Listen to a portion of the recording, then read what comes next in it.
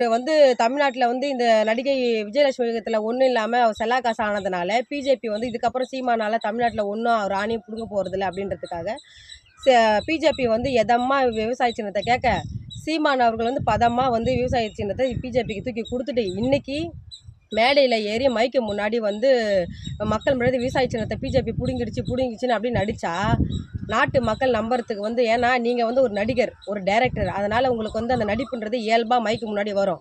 இத நம்புறதுக்கு நாட்டு மக்கள் வந்து முட்டாள் கிடையாது. அதுவும் எங்களுடைய மக்கள் வந்து இத வந்து நம்ப மாட்டாங்க. இப்ப வருகின்ற ஏப்ரல் 19ஆம் தேதி தேர்தல் நாடாளுமன்ற தேர்தல்ல வந்து பார்த்தீங்கன்னா, நாம் தமிழர் கட்சியுடைய 40 தொகுதியில போட்டியிடுற வேட்பாளர்கள அந்தந்த தொகுதி வாக்காளர்கள் ஓட்டு போடாம அவங்கள புறக்கணிக்கணும்.